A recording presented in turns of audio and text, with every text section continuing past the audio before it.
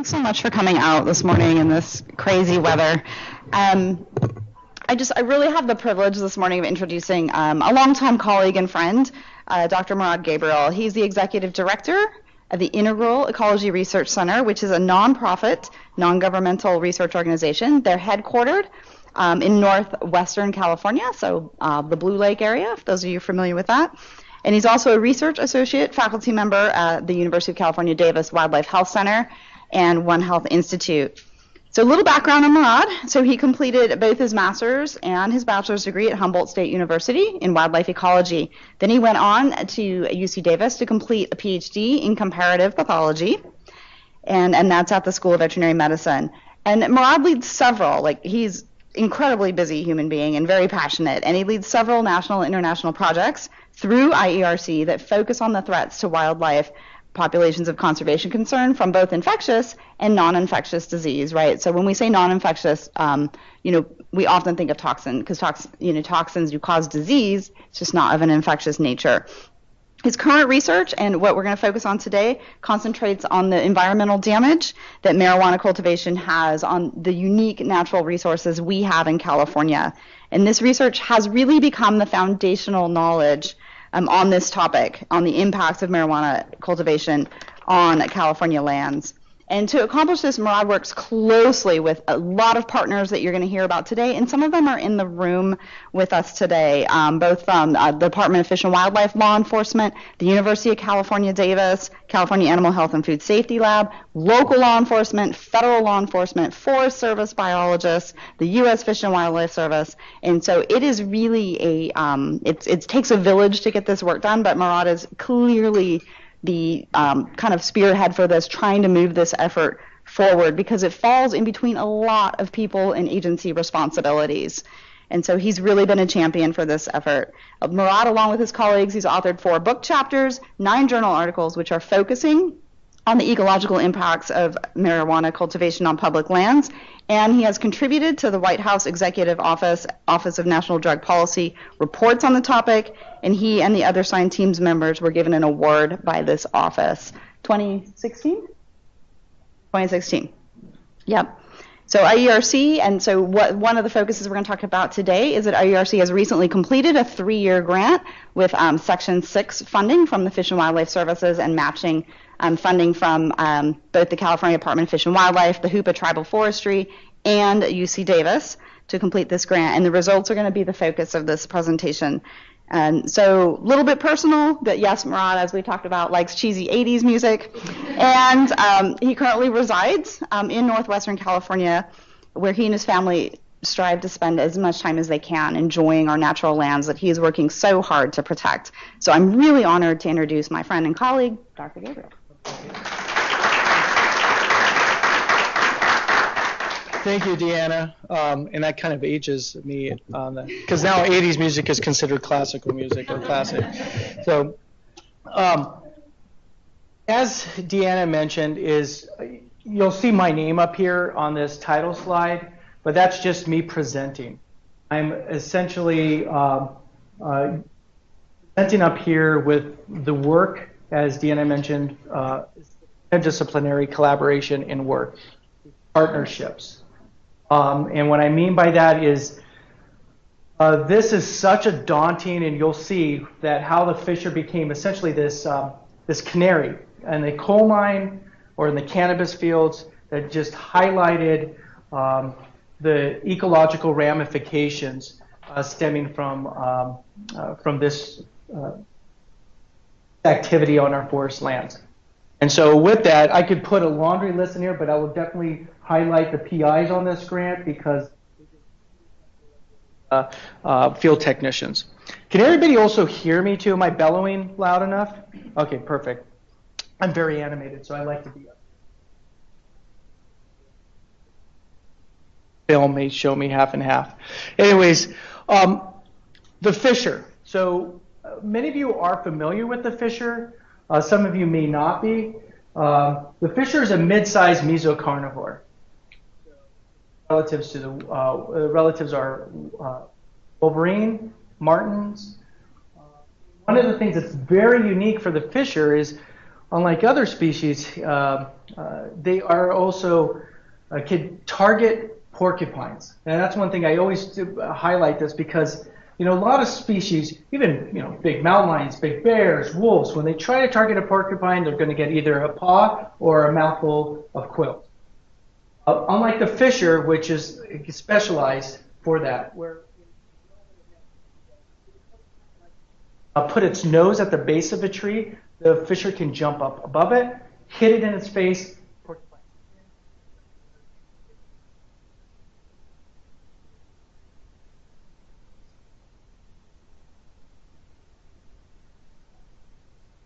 So think about, that's what I'm talking about. These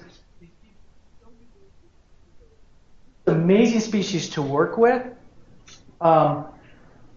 And they're synonymous to remote forest lands.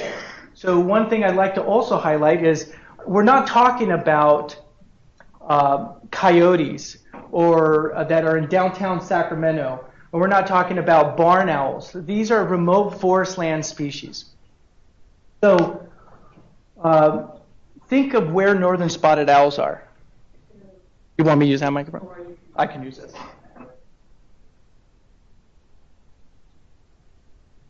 Right. So remote forest land species. And so back in 2004, fishers were candidate listing, species for candidate listing for under the ESA.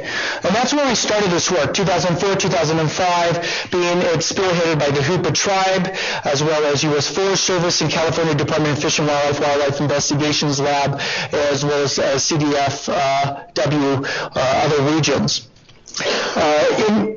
We were working on that, and we were looking at what were the potential mechanisms that were causing mortality for the species. So that's one of the items that our team was focusing on.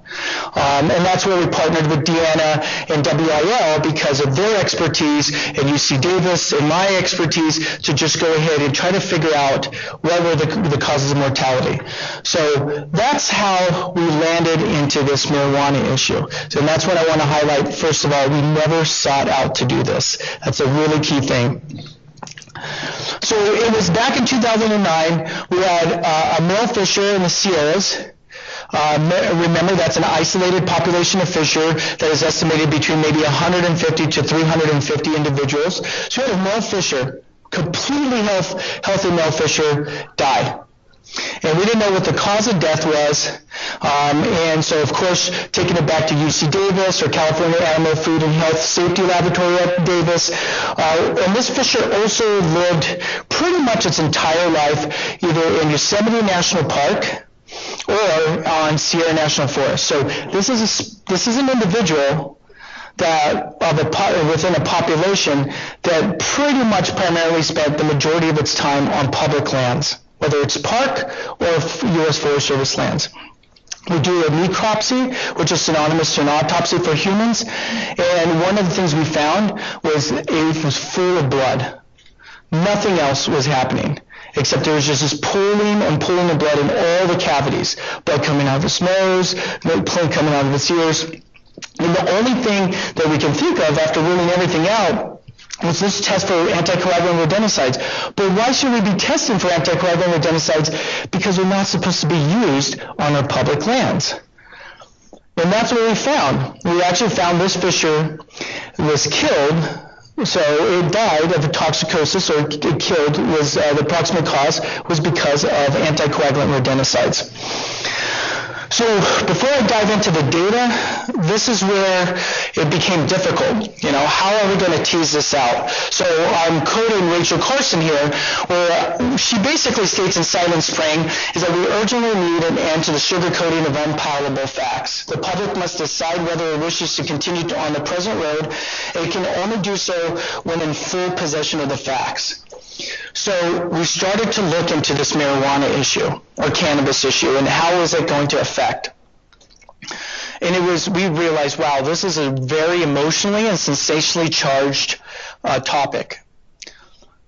But what we did as scientists is let's present the facts. Let's go ahead and build up our foundation of scientific facts and put that data out there to be either reviewed, contested, and hopefully replicated, because that's what our duties are as scientists. So that's what we sought out to, using this premise. And we published a paper back in 2012 and it's an open access. That's the other item that all of us at an interdisciplinary team agreed on, is that these are publicly funded projects, and we are going to put that extra funding in order to make these open accessible publications so the public can see this and utilize this information. But in that publication, we had 4 fishers that died. We had 79%. We were essentially, any fisher that was dying in the state of California was coming to our lab or WIL's lab, and we were doing those necropsies down at UC Davis or CABS. So all fishers in the state of California that were being monitored, even roadkill fishers, we were collecting those. 79% of those were being exposed to 1 or more different rodenticides. And you can see that. Average is 1.6. We had some fishers that were exposed to 5 different rodenticides. And then we had a fisher kit that's altricial, which means that it was completely dependent on its mother's milk. So either was exposed in utero or through its mother's milk. So now that's demonstrating clear evidence that we're talking from day 0 of birth, fishers were being exposed. And these rodenticides bioaccumulate. So that means that we're starting from already above water. Next paper, again, this is where these facts, this is not anecdotal, these are peer-reviewed scientific papers. That's what we sought out to do. We published a paper, U.S. Forest Service led on this one, and as well as our group and other folks as well, where we wanted to see, well, we know fishers are most likely getting exposed to these rodenticides from grow sites, but how prevalent are these growth sites within fisher territories? We only focus in the Sierras. Bear in mind, this is an isolated population in the Sierras. And you could clearly see that we had an average of 5.3 sites per fisher territory. And if you were exposed to rodenticide, you had an average of 4 sites. If you weren't exposed, your range was between 0 and 0.9. So you had an average of only 0.6 sites. So it was clear, significant difference demonstrating that you had grow sites in your territory, you were likely to be exposed. We had 1 fisher that had 16 independent cultivation locations. So think about that. I look at it and I give an analogy, is that if you had 16 Starbucks coffee on every 16 corners where you spent 95% of your time, you were likely to buy a Starbucks cup of coffee, correct? So that's exactly that. That is now strengthening that correlation. I'm not advertising for Starbucks, trust me. So with that stated, I'm using and rephrasing John Muir's The Naturalist, where we're trying to pick out anything by itself, and we find it hitched to everything else. And many of you may be familiar with this, where you're looking and you're like, where's that leak going on? It's probably a bigger issue than I would have ever expected. That's exactly it. And that's exactly what the fisher, when I mentioned about the canary in the cannabis field, is exactly looking up and going, it's now that individual, that pretty much that flagship poster child demonstrating that we have a larger issue. It's raised a red flag. So now the next issue is, well, how about other species? How about the environment, water, soil? How about humans, community members, or law enforcement? Because a lot of these folks, if you look at it, a lot of these folks for the human community members, we're recreating. We use our national forests, we use our parklands. Tribal members are using their reservations for sustenance and gathering, and also spiritual and traditional rituals. And now we're having a contamination at a species level. We needed to tease that out further. So again, as Deanna mentioned, we applied for a Section 6 grant because before that was all internal funding for other types of projects, monitoring projects, but now we wanted to look at it bigger. So the only funding support that we could see to at least kick us in that right direction in that, and not just a 6-month project, but a multi-year project that was very needed for this topic, was a Section 6 grant. So it's U.S. Fish and Wildlife Service grants that were administered by the California Department of Fish and Wildlife. And as Deanna mentioned also too, there's that interdisciplinary team. We chose experts in this field. So we chose toxicologists, pathologists from CAVS and UC Davis. We worked with law enforcement officers from both state and federal agencies, the Hoopa tribe. We worked with WIL, Deanna, Stella McMillan, and Steve Torres, and we basically utilized all of these individuals as a collective interdisciplinary team.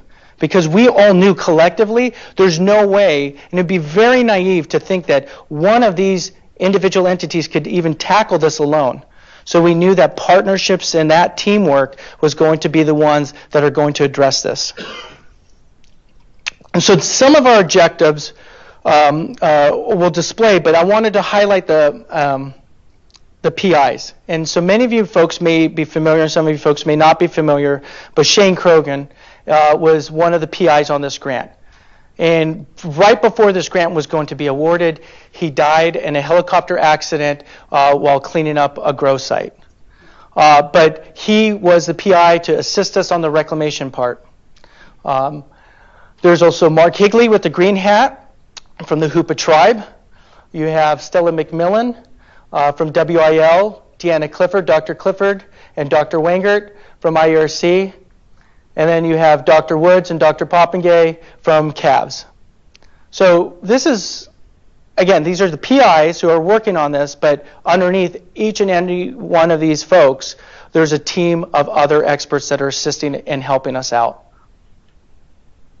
So some of our objectives were to continue to monitor exposure and mortality rates in fishers and other sensitive wildlife species from grow sites. So we wanted to continue to see if it was getting any better, or was it stable, or was it possibly getting worse?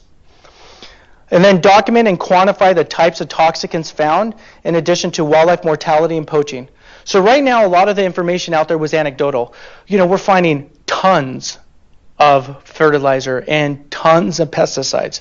We're finding, I think the bad stuff, or they're killing lots of animals. It was all anecdotal. We wanted to quantify that in a scientific manner. Then we also wanted to sample abiotic and biotic material to determine if site material is contaminated. If they're using tons or using a little bit, is this material contaminated? Then remove the grow site material and monitor the site's post-cleanup. And then finally, take all of this data and extrapolate what potential annual fertilizer or toxicant loading that's occurring at a statewide level, and also for poisoning and poaching. So if we find X amount, then we know how many sites that are discovered. What is the potential projections for that? So this is what IRC used to do, a lot of it. That's typical conservation work. Out there in the field, laboratory settings, and then here you have us working the Hoopa tribe. Dr. Wengert there with one of our bobcats for a bobcat project, but that's what we were doing before the marijuana issue. This is how we're collecting data now. We have to be escorted by armed law enforcement officers, fish and game wardens, special agents. There's Congressman Huffman out there visiting a site with a bulletproof jacket. That's how we have to go. We can't afford bulletproof jackets, so we just go out there. But that's what we're going out there with. And this is a great example, again, with that interdisciplinary team. Here you have some of the PIs out in the field collecting data, and then you have Mike Rist, who's the undersheriff for Trinity County Sheriff's Office. You have an assistant special agent in charge, Frick, from the U.S. Forest Service up there, and you have a lieutenant, Paul Gasky, on the top left. Now, these are the individuals that are out there taking their time and cost sharing with us to go out there and collect data. That is the level now to collect scientific data at these grow sites. And I can't stress that if folks think that you can just go out to a grow site and go, hey, I'm just going to go collect some data, bear in mind, these guys are armed. This is a multi-million-dollar industry on a site. So you're not going to be able to go out there and collect data. So we have to go armed with armed escorts. Again, I also, with our technicians, I also like to tell everybody, like, let's have fun. I know this is saddening to see all these chemicals and out there, but let's go out fun. And this is some of our science team members out there right after a day of collecting, pretty depressing data. But, these young wildlife conservation professionals, I have to hand it to them. It's pretty amazing, their spirit and continuing doing this work. So some of you may be familiar with what growth sites look like. Some of you may not. This is going to be just a crash course. That this is what a small mom and pop's growth site looks like on your public lands. It's just 1,000 plants. There's a creek running right there. And then that's a large growth site. We'll find sites that are 1,000 to 80,000 plants. That's how large they are. Bear in mind, all I'm talking about are public lands and tribal lands. So we're not talking about private cultivation. So this is what's going on your public lands.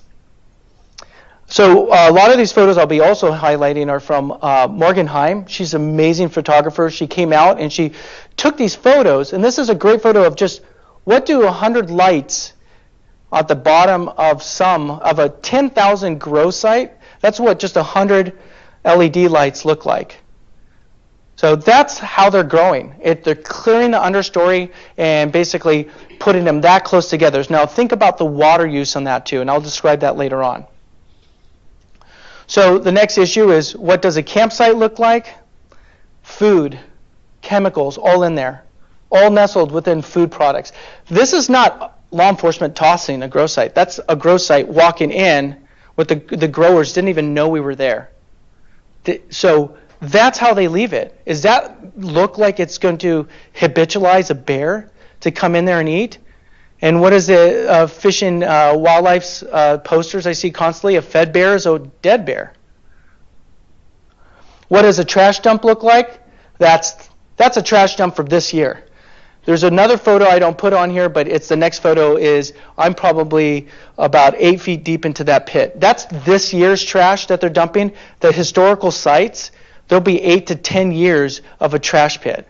So they'll start a 10-foot deep pit, and they'll just fill it up. There's multiple pits on that. And usually how we discover it is because the bears will dig it up, and the other wildlife species will dig it up, and we'll find just massive trash pits unearthed. That's what source line looks like. That's just how much water, after us removing it, is going out to these plots. So the next question is it getting better? Are exposures and deaths from grow sites and contaminants decreasing? So just a little refresher, that's what that data from the 2012 paper that we did, 4 deaths, 79 exposure. So we published another paper. So that last paper was about 4.5 years of data, almost 5 years of data. Now we said, well, let's just cut it in half. What does 2.5 years of data since the last publication go? We have 9 deaths in 2.5 years. We jumped from 85% exposure to 79%. We went from 1.6 to 1.7. We had a fisher that had 6 now different types of rodenticides on board in its tissue. Our poisonings per year went from 5.6 to 18.7%. That's a 233% increase. There's a scientific published paper that states that fishers were to have an additive mortality of 10% or more, it will destabilize populations. Additive mortality. So that means something that's non-natural versus compensatory mortality. So like getting hit by a vehicle would be considered additive, because I don't think fishers really deal with Subarus that often in the wild. But what I'm trying to get at is we have 18.7%. That's 8.7% above that precipice to push that fisher. But unfortunately, a lot of this funding has been continued, but we were going to try to continue it. The fisher wasn't listed in, I believe, in 2014. And unfortunately, we had the data to support it, but it was warranted that a lot of this data wasn't really demonstrating that this was maybe considered as a significant threat to fishers. But again, review. here's what the two papers, these are peer-reviewed published papers, are demonstrating an increase. Now, if we want to go ahead and say, well, November 2015 is where we stopped that paper, let's continue that. And that's through working with WIL. Let's not stop at that. Let's continue doing this and then bring those tissues down to Bob and Leslie at CAVS, and let's work on those tissues. 14 months of data. We've only sampled 26 fishers. We're at 100%. We have a bottle of champagne at our lab so that when we get that first fisher that's going to be not exposed, we're going to pop that open. But look at this. 14 months, 4 deaths, 100% exposure. It's not getting better. So we know now fishers are exposed. What route? We don't know. Could it be secondary poisoning, which essentially would mean a fisher on the peripheral edges of a grow site, maybe eating some prey that's been contaminated? Or is it primary poisoning because a lot of these rodenticides are impregnated with flavorizers that like meat and bacon? So we find fish-flavored rodenticides out there constantly. So we don't know about that, but what we did is we wanted to document fishers potentially visiting grow sites. And when I mean by grow sites, it's not just on the peripheral edges. Is we found 50 pounds of rodenticide.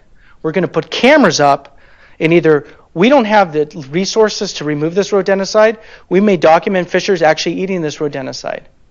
Or we're going to at least mitigate and sequester the rodenticide, but then we're going to document what wildlife species are visiting these sites, because then the fisher's there. It would have been in close proximity to consume that rodenticide. So we set out cameras at grow sites. I say we, most of it was through our technicians, because a lot of that was very, very extremely hard hiking. And this is what we found. Grow sites that had rodenticides in lots. That's one grow site's worth of rodenticide. Look at the hot dogs, the eggs, all the food product there as a lure. We actually moved that material out, but guess what we found? Walking right through that same grow site with all that rodenticide of fisher. Another grow site. And guess what? Another fisher. And unlike just fishers, of course, other species are going to visit these grow sites. And you think that sow is not training her cubs? Hey, you find these grow sites, you're going to find a lot of food. But over and over again, these are all different grow sites. We found fishers and fishers visiting these sites. So we're strengthening. That's kind of almost a smoking gun.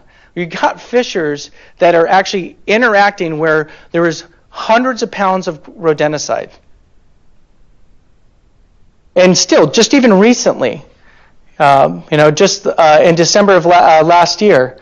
But that site was, we cleaned it up a year ago, and the fishers are still coming back right to that camp. We have cameras on other peripheral edges, but these fishers are going straight to those areas. But the other thing, in addition to fishers, we're finding game species. So again, here's a sow with her cub on that top right. There's a cub up on that platform. Look at all that food. And unfortunately for that site, it's so remote. All the rodenticides, all the toxicants had to be left in place. So here you have a sow rummaging through that. And then in that same area, it's an X zone. That's a coveted hunt draw zone. And look at that male mule deer. That's a beautiful male mule deer that's just rummaging right through all the trash and also the potential toxicants. So that's what we sought out to do. Mule Deer Foundation funded us for a little small project where we didn't focus on, hey, anybody who gets us a deer. We focused on deer that were being, or hunters that were being guided in by either pack folks in wilderness areas or archery folks. So we're looking at people who are going to collect deer in remote settings. Nothing with an urban or peri-urban interface. We avoided that potential bias. We wanted just our deer in rural settings, which most likely, based off of their ranges, are going to be interacting with only potential grow sites, not cosmopolitan areas. One deer tested positive. The very alarming issue on that is we had to notify all the individuals and say, your deer tested positive, your deer tested negative. So we let them know, and he said, what do you do? And I go, I can only tell you to talk to your medical provider, and I send him the report of your deer. He's like, well, I ate all the deer already. So, because who tests their deer after harvesting it? We've only tested one mountain quail, and that mountain quail came back positive. Hunter killed. We tested one hunter-killed black bear, and that tested positive. All of them in rural areas. We're not talking about black bear on the peripheral edges of Rancho Cordova. We're talking a black bear in the Trinity Alps wilderness. Positive. Mountain quail on public lands. So just like a fisher's a predator. And the predator consumes contaminated tissue, will be exposed. Humans, as a predator consuming this, is that potential of exposure maybe occurring? Possibly. I seriously doubt the humans are going to ask for a liver sample from themselves. That's the definitive tissue. But again, that's something that we need to think about. So then the next question is, well, we got game contamination. How about other species? Are northern spotted owls exposed? So we worked with Lowell Diller. He passed away. Lowell's a good friend. And unfortunately, we were publishing a paper. He passed away, and it's in review. But we found through the owls that he was able to remove through a barred owl removal project, that's 158 barred owls. 56% of those barred owls were exposed to rodenticides on green diamond lands. Hoopa Tribe is right now, I think there are about 250 liver samples that we've been testing. And they have a higher level of exposure as well. And Mark Higley is heading that project. We've only tested 10 spotted owls. These spotted owls are all found in very remote rural areas on public lands or private timberlands. So that's 7 out of 10, 70% for spotted owls. In this paper, one of the things that we did some spatial and temporal modeling, and one thing that stood out is private land cultivation. That, for this example, there's a spotted owl here on your bottom left-hand corner that was positive. But before that, we removed multiple barred owls in that area. All of them were negative. Then when that spotted owl came in, it became positive. But what correlated with it was there was only one potential assumed growth site in this in-holding. Bear in mind, this is an in-holding within public land setting. And then that private land in-holding blew it up with greenhouses, and the spotted owl became positive. The next year, some barred owls came in. They're positive in that area. So again, that strength, there's a correlation there. But if folks were to say, the 10,000 plus unpermitted grows in just say Humboldt County alone, is anybody monitoring or looking at the rodenticide use at these grows? No one is. But that may be demonstrating that someone needs to investigate that and needs to investigate that soon. So now we have top predators exposed. What about their prey? So is this level of rodenticide use affecting diversity, abundance, are even the prey items there being exposed? So we started rodent trapping, growth sites, and control sites. And some of our objectives were to see if diversity and abundance differed. And if we had trap mortalities, if anybody's done trapping for small rodents, a lot of small rodents, you do get trap mortalities. That's an unfortunate circumstance. But we wanted to utilize those tissues and test them. So we put up grids, and so we did 4 nights, 5 transects, 20 traps. So at each site, so this is simultaneously, growth sites were being trapped, 400 trap nights, and then control sites, 400 trap nights. Huge effort. Dr. Wingert was leading on this. Look at this data, growth site versus control sites. Growth sites had lower species diversity. So let's say a growth site would have 1 species or only 2 species detected, while a control site will have 4 or 5. Growth sites had only younger, smaller bodied animals. So again, if you're a predator, you're going to get only young deer mice or young wood rats. So you're not going to get that much caloric intake if you visit a grow site. So it's going to be sink habitat, essentially, for prey items. And control sites, though, had greater diversity and age structure. So we go to control sites, you'll find babies, young, adults, versus only young, which kind of are one of our hypotheses is anything that colonizes that area, that's young, is being dispersed, is just barely able to survive and then probably most likely dying because of the rodenticide present in that grow site. Trap mortalities. 15 at grow sites, 6 out of the 15 trap mortalities were positive. We only had 6 in the control sites, and all 6 were negative. So we have 40% of potential prey items that are being exposed at these sites. So now again, the data is demonstrating. I know this is a very depressing talk. There will be an uplifting section at the end, okay?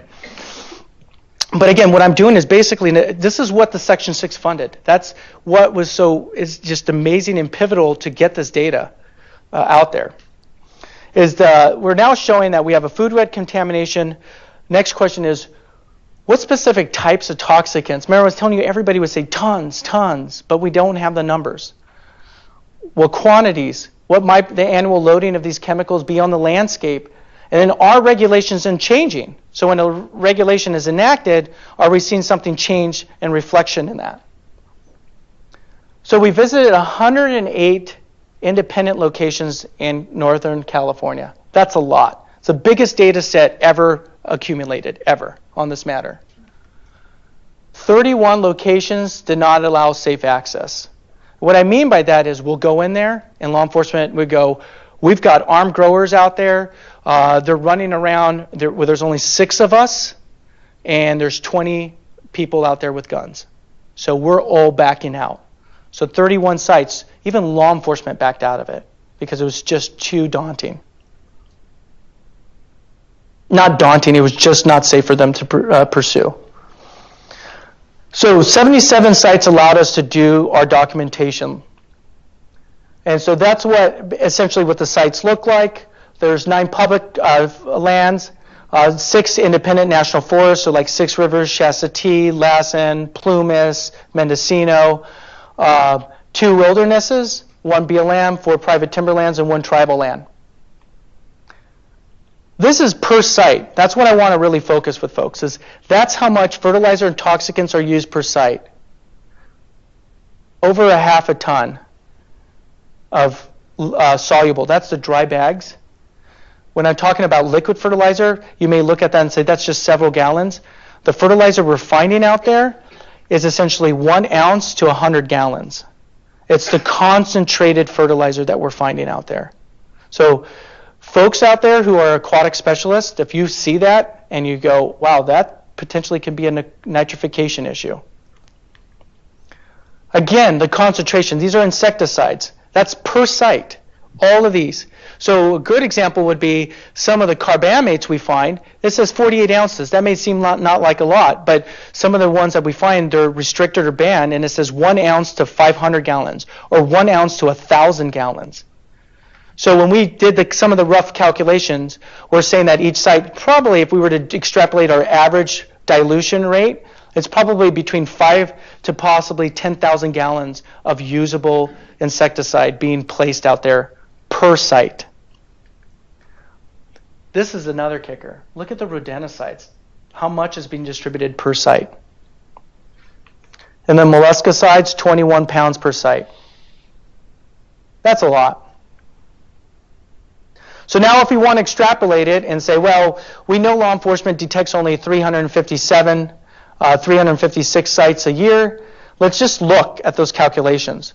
750,000 pounds of fertilizer are used on. Bear in mind, this is only public lands and tribal lands and trespass grows only. We are not even touching at all any of the private land, fertigation, or toxicant loads.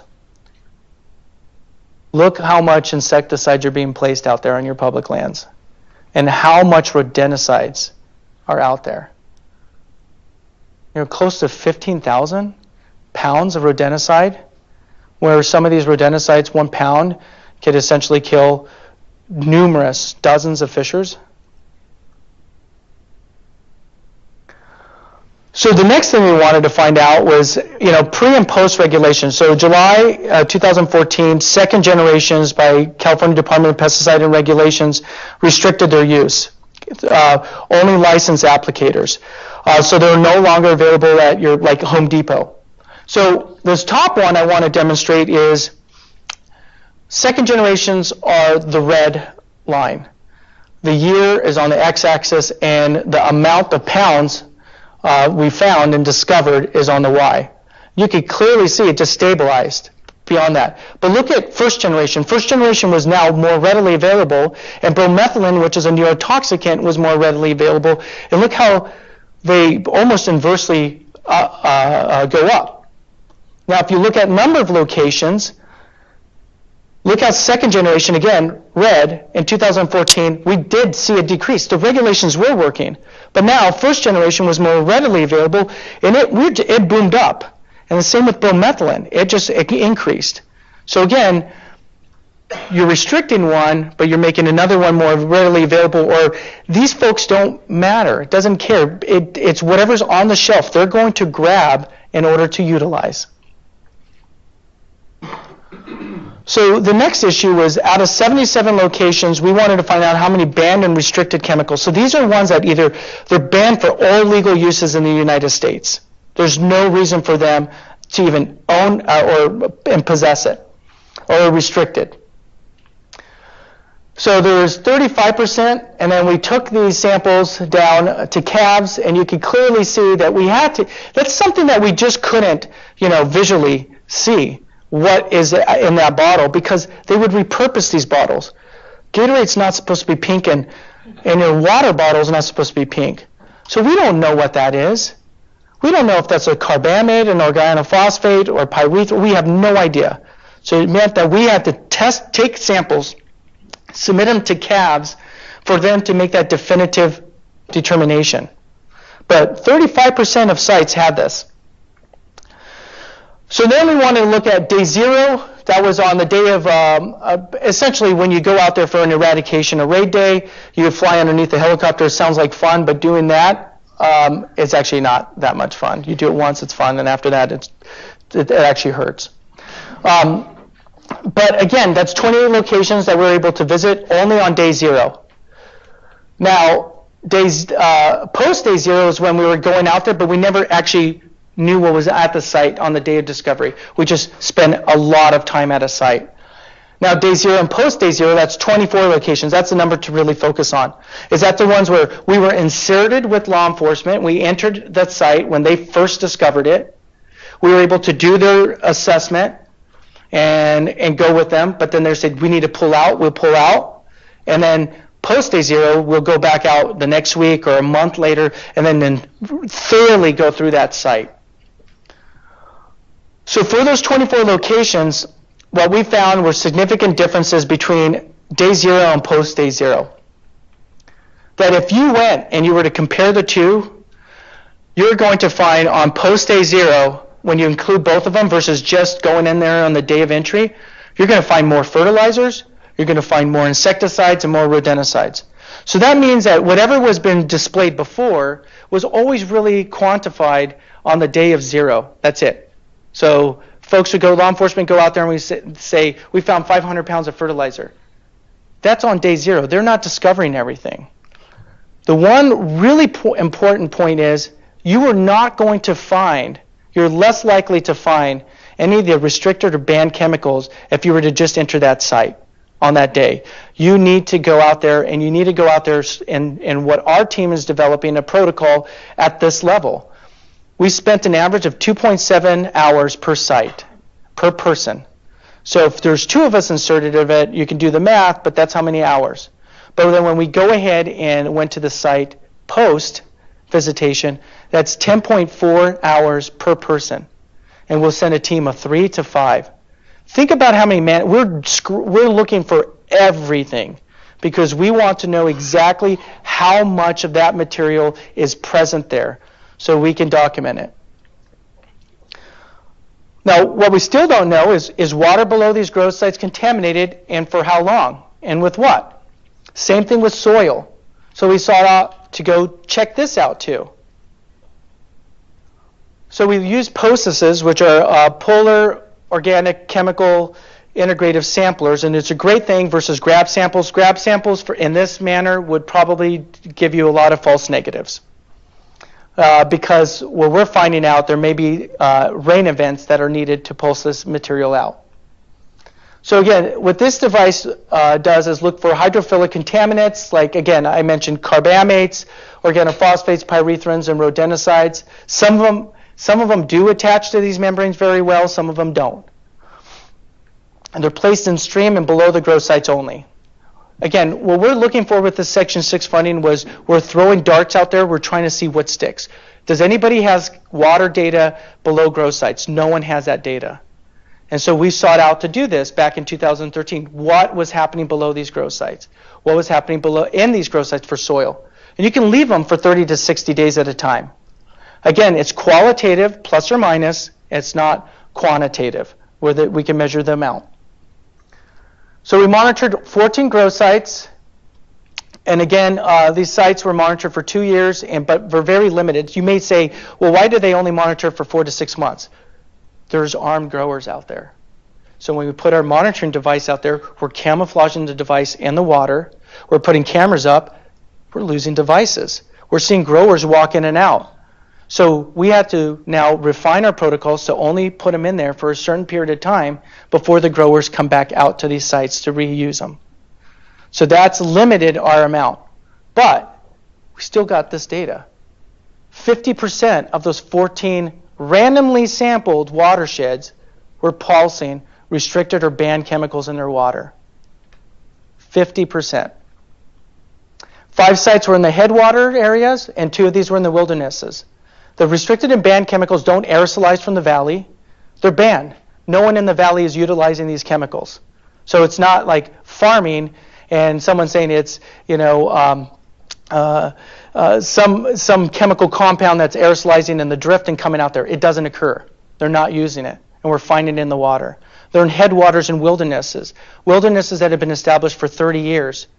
So no one has ever been using these sites for any agricultural or any toxicant use for 30 years. That's what we're finding.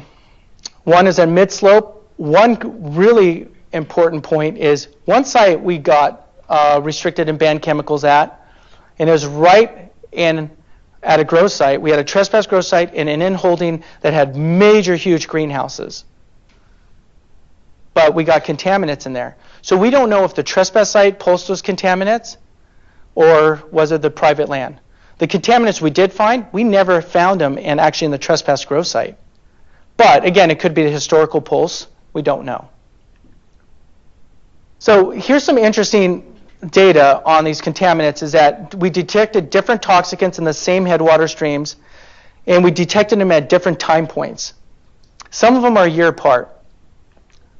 Some toxicants we detected for the entirety of the sampling. So if we put the monitoring equipment and we took that monitoring equipment out every 30 days for 8+ months, every 30 days our sampling units came back positive for that chemical. That means for 8 months that stream was contaminated with that pollutant. So now you have what we think and what we hypothesize may be occurring is you have a significant rain event comes in and it pushes out one chemical. It rains harder and harder, and then another chemical comes down. One of the things that we're now starting to do is we're teaming up with PSW up in Arcata, so the U.S. Forest Service, is we're starting to look at aquatic invertebrates. A lot of these chemicals we're finding, they're banned for use or they're restricted for use because of the high toxicity to aquatic invertebrates or herpetofauna. They're not supposed to be used in any watershed or any creeks, and we're finding them pulsing for 8+ months. But also salmonid species, herpetofauna. We're doing all of these surveys now, taking it up because we have the data now demonstrating that water below these sites is showing contamination. Soil.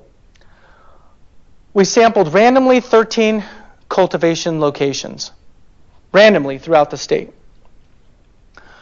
And some of them were sampled on the day of eradication, sampled on post. 46% of our soil samples came back positive. Detections included restricted, again, just like water, and different time points. And what I mean by that is we would sample a cultivation plot, we get toxic in A. Same location, so we go to that point, we at that location sample it, we get toxic in A. We go back out there 76 days later, we get toxic in B at that same location. So what is the motility of these chemicals? What's going on? Sometimes we'll go out to these sites and we'll sample day 0, we get nothing.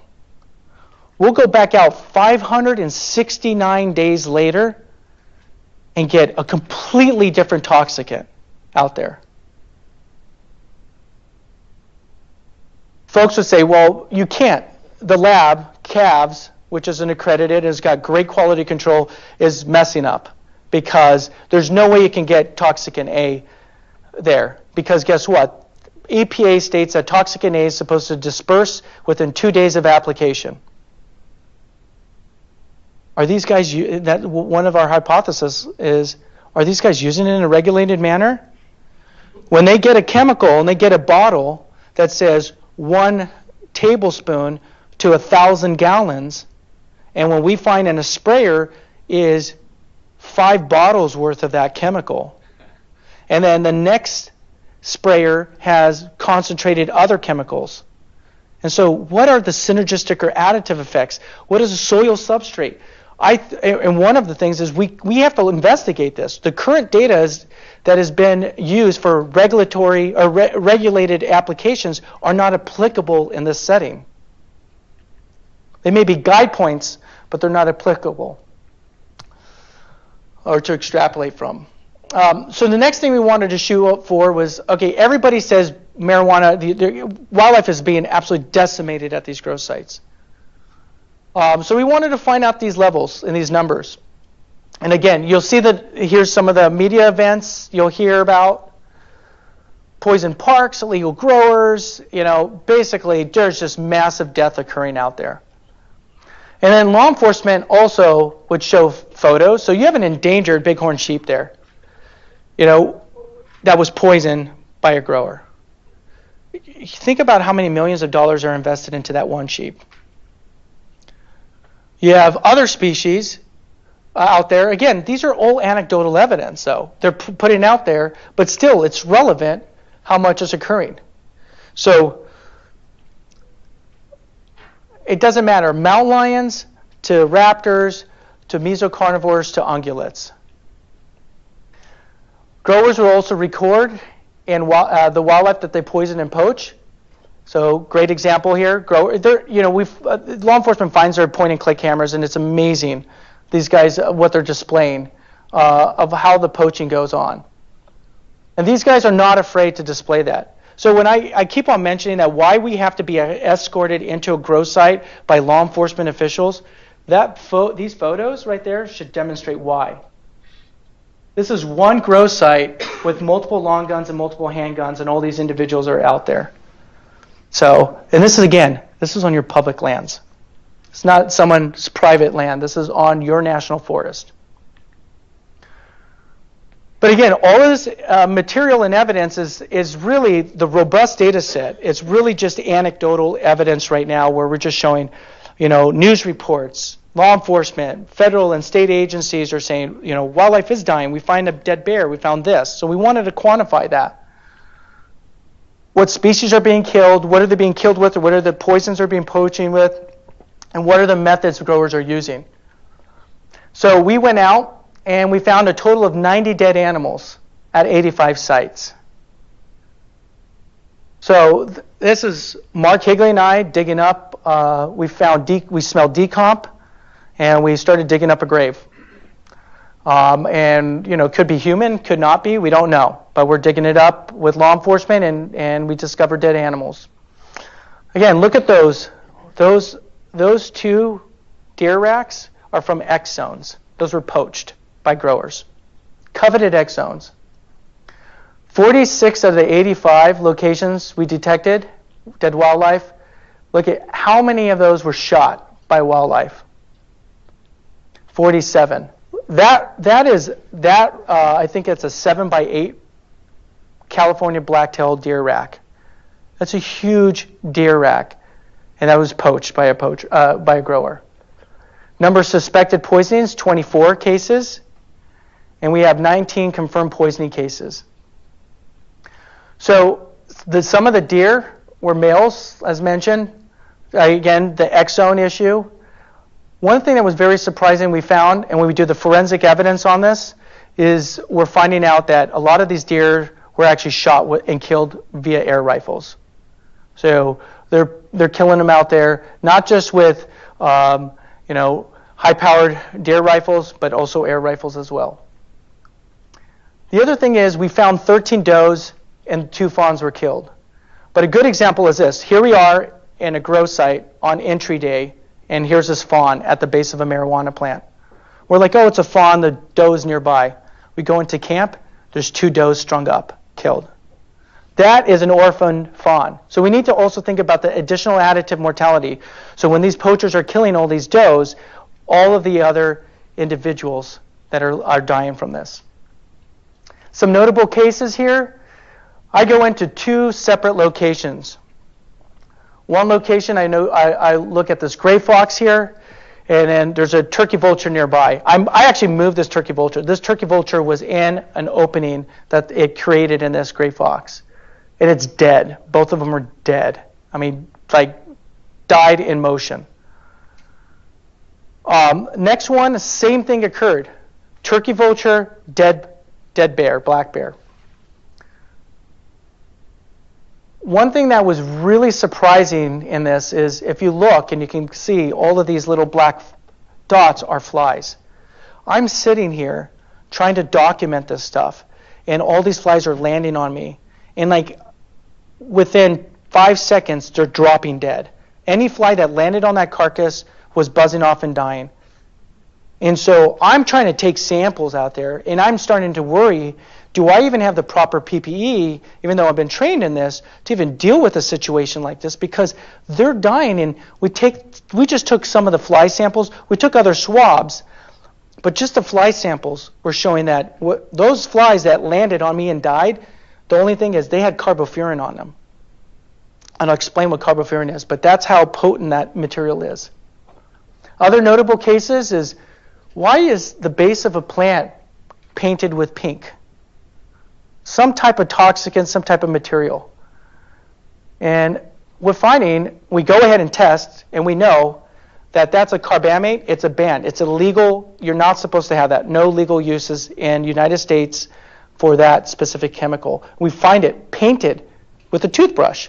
And what's at the base of those plants? A dead wood rat. Right next to that dead wood rat is a dead gray fox. Dead rabbits. We're finding multiple of these individuals dead at the base of these plants. And what we're finding out is that because the plants have high sugar, the rodents are girdling them for the sugar that's going in the phloem and xylem, and boom, let's just kill them in that way. That's not the application you're supposed to be using, that specific carbamate. So we also did some interviews. We wanted to find out, and we had the luxury of when law enforcement apprehends individuals in custody, then I would ask those individuals in custody in an informal interview, why are you doing this? Just ask them some questions like, what's your motive behind this? And they basically said that all wildlife is pests. I mean, they're just, we need to get rid of them. And also we're bored.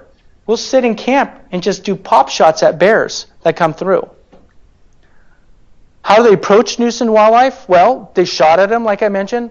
They put poisons on the marijuana plants, or if you can see right here, they put poisons on the native vegetation.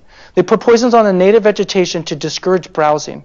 So when a deer and elk come into these grow sites to browse, kill them before they hit your marijuana plants. Kill them when they browse on other material.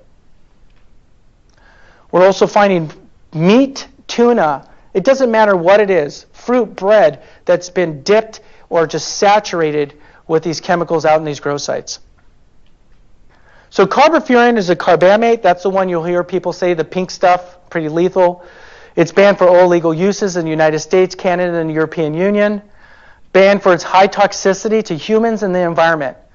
And it's been documented that just a quarter teaspoon can kill a 600-pound African lion. That's how potent this stuff is. We find tons of it. That's what it does to an African lion.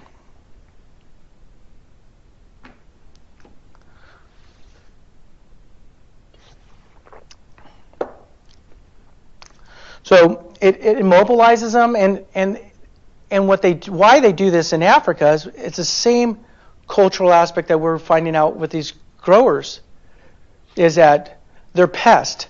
They're destroying a commodity, which is their livestock, and that's a really good mechanism for them to get rid of the wildlife. So is carbofuran present at the sites going away? I think this chart speaks for itself. Over 50% of all the sites we visited in 2016 had carbofuran present,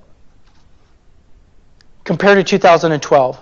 It is an upwards trend. It's a very, very strong tactic that these individuals are utilizing in order to deter wildlife. Now the next question is, what about water use rates for sites? Many of you are probably familiar with the Humboldt County Growers Association that came out with the data. It's been used in one publication. It was 6 gallons a day for a plant, 150-day growing season with 900 gallons per plant per season. It's not valid. It's not strong, robust scientific data. It's an assumption. People have used it. It's great, because it's the only available data set right now, or data. We haven't seen the raw data to draw these numbers up, but that's what they've stated. But the question is that's for private land with high water retention soil that they're utilizing. That's the 6 gallons per day. But we're talking about high elevational grades of where cultivation is occurring, and plant health and forest pests that are occurring out there. Is that really realistic for trespass grows? And not likely. We're finding 9.5 gallons per plant per day. So that 900 gallons per plant per day, what we're finding out for trespass grows is over 1,400 gallons per plant. So now when we take that number, and we're going to look at, what I'm going to show you here are numbers that are just plants that have been eradicated on public lands. Not private lands, only on public lands. And bear in mind, the U.S. Forest Service bears the majority of that brunt. They have about 80 to 85% of all the trespass grows in the state of California. And BLM comes in second, and then it whittles down to national park and maybe some state park lands. But Forest Service bears the brunt. And what I'm going to show you is just Forest Service plant counts, not anything else, just Forest Service. Billions of gallons of water being stolen from our public lands. Only Forest Service lands too. Now, if you're like, well, it shows like it's kind of decreasing, hasn't really increased, but let's go from last year. Last year was over 1 million plants that were taken off of Forest Service lands, 1.3 billion gallons of water that those plants would have utilized. Over 2 months of San Francisco residential household use. Now, people say, well, how's 2017 looking? Well, working with law enforcement, I can say we are definitely going to surpass that 1 million mark if it continues that route. That is what, again, water use. But when I say that, remember I'm talking about 9.5 gallons of water per plant per day, right? Now, do you think these growers at the end of the 150-day growing season turn off the spigot? That's what we wanted to see. We wanted to see, is this really just 150-day water use, or is it actually well beyond that? Here we are in December at a grow site, and we find the source line that's coming out to a plot. So now you're talking about 365 days a year of use. 7 lines at 8 gallons per minute, that's how many gallons per hour that was being drawn. Look how many per year. 30 million gallons essentially for just this creek. And what was really surprising is when we pull that line out, That creek, we had some NOAA fishery experts and U.S. Fish and Wildlife Service experts on this drainage who were with us. And like, this creek's been dry for 3 years, and we didn't know. We thought it was the drought. We pull these lines out, and boom, that creek came back to life. But that is a really good example of we can't just go with a 150-day growing season for trespass grows. Because unlike private growers, it doesn't stop the minute the harvest. It's 24 hours a day, 7 days a week, full year round. So this is what grow sites look like. This is only from some of the law enforcement sensitive data that we have, but this is what it looks like. But here's the caveat. Law enforcement detects only 20, based off of our models and what we've been able to test, is law enforcement detects only 20 to 50% of all sites.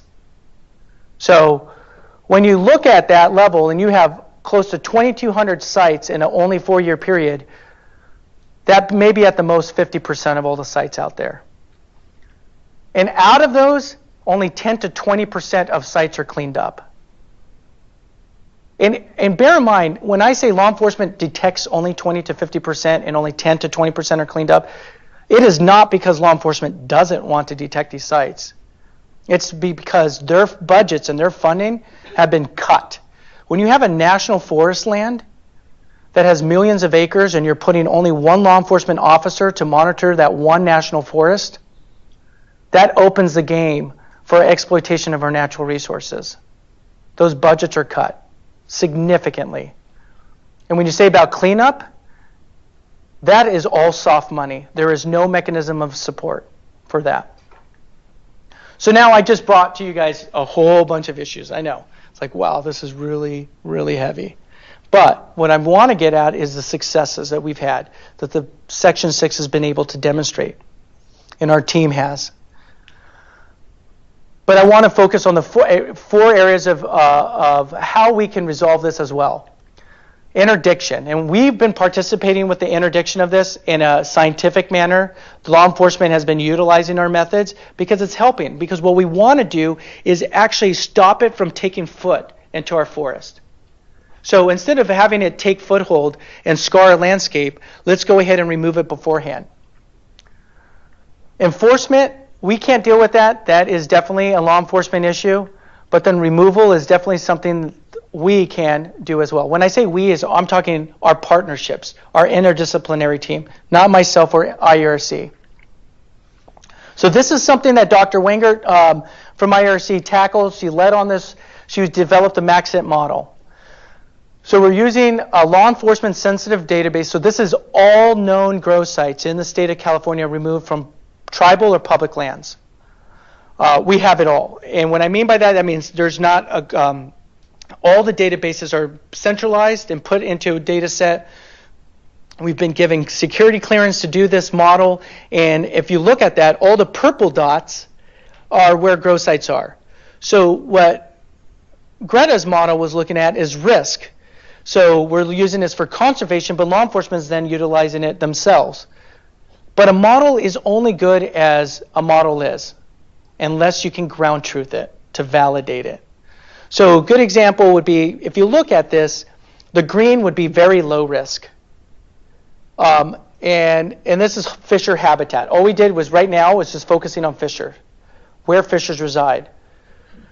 And the yellow would be moderate, and the red would be high risk areas. So we randomly chose 13 streams. And out of those 13 streams, if you looked at it, that's only 0.5% of northwestern California streams that we chose. That's it. So we're talking very rare, a minimal amount. We detected 11 grow sites that law enforcement had absolutely no idea that were even existent. Active, been going on for years, proliferating grow sites, 11 of them.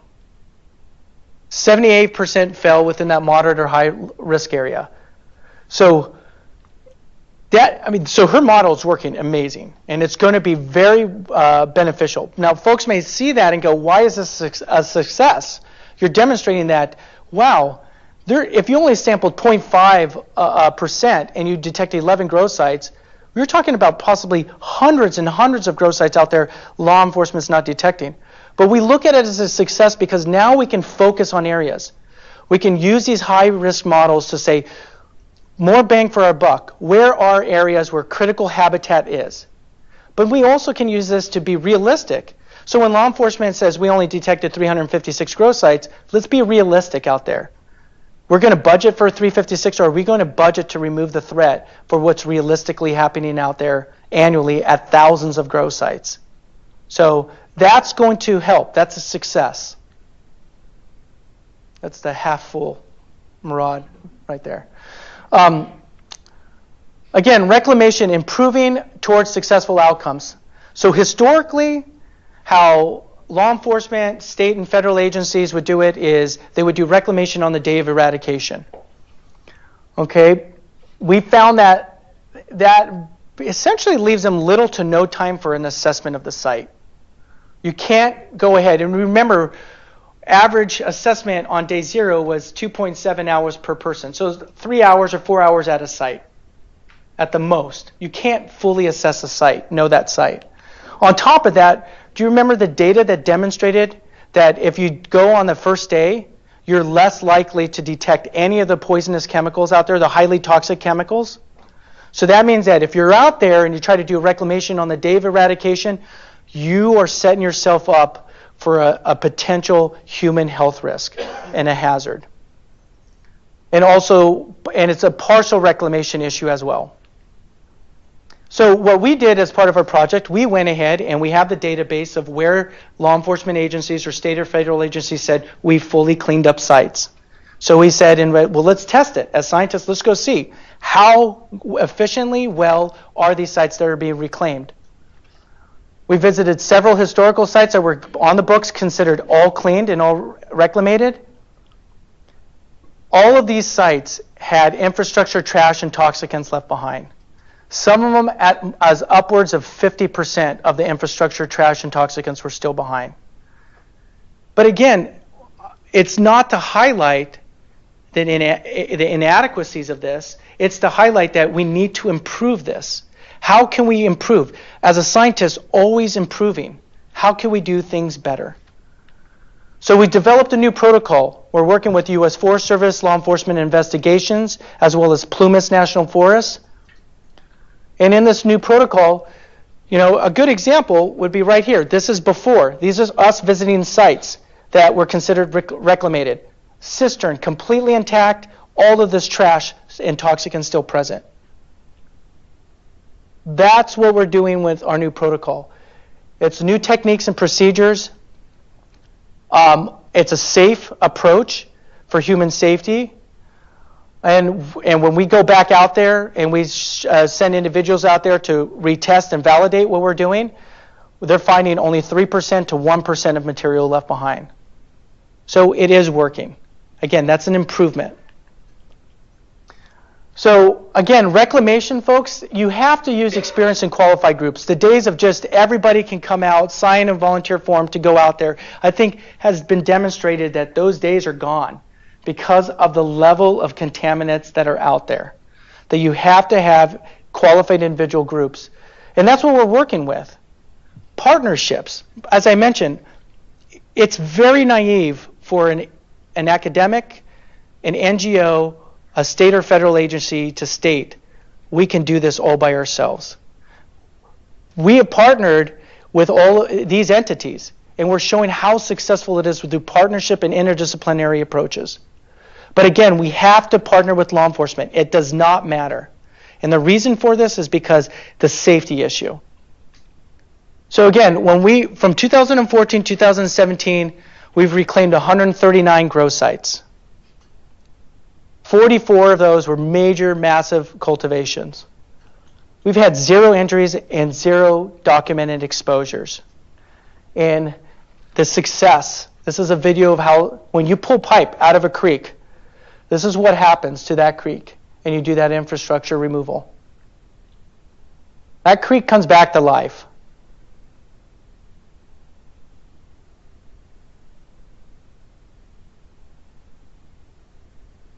This is what the Section 6, as well as other grants, were able to compile.